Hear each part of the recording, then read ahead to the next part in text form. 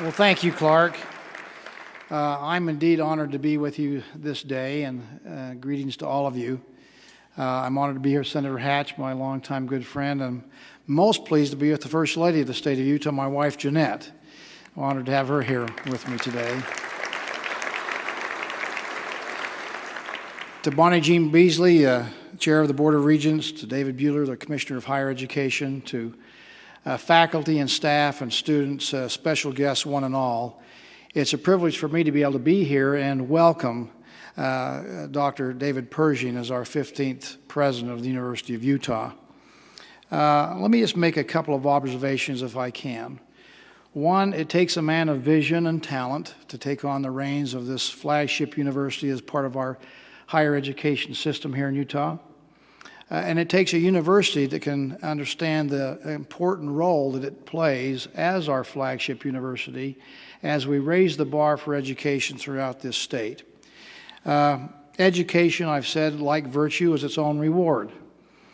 But I'm kind of a practical guy, and I understand the important role that education plays, not only just making us better members of society and better parents, opportunities to contribute to our communities in more profound ways, but the practical aspect of actually getting a job is a part of the educational experience. And so the University of Utah plays a very vital role when it comes to, in fact, improving economic opportunity in our state as we create economic opportunity and create jobs for the rising generation and for those of us who are out there looking. The Irish poet William Yeats once said, "Education is not the filling of a bucket, but the lighting of a fire." Lighting the fire of curiosity leads to innovation, and clearly the spirit of innovation is found here strong at the University of Utah. I'm sure that most of you know. If you don't, it's one of the great accolades we have is that the University of Utah now is creating, out of research and development here on this campus, more startup private companies than any university in America, surpassing MIT these last 2 years. Such a powerful engine for economic growth and ingenuity demands that we have a skilled and visionary leader, and President Pershing is going to be the perfect candidate for that responsibility.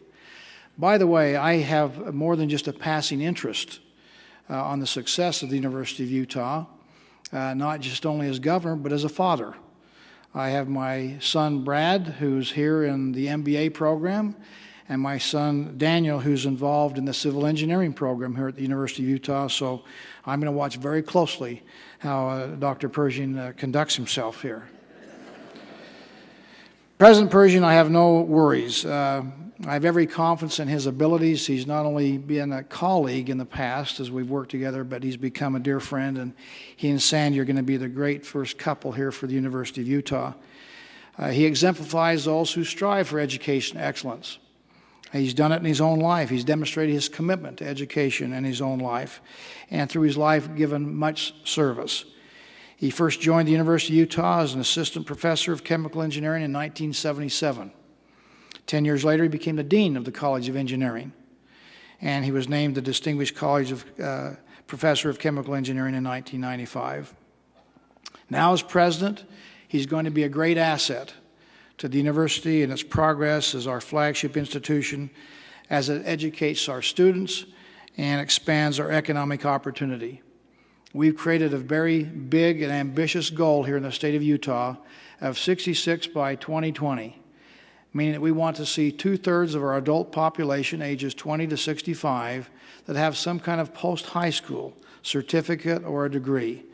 The University of Utah is going to be a big part of that effort as they aim to have better completion rates and more accessibility and provide an educational experience that people will seek after and want to participate in. So I'm honored to be here with all of you today as we honor President Pershing and his new assignment, the challenge that he faces, and the opportunity that presents itself. So congratulations, President Pershing. I look forward to working with you for a number of years to come. Thank you very much.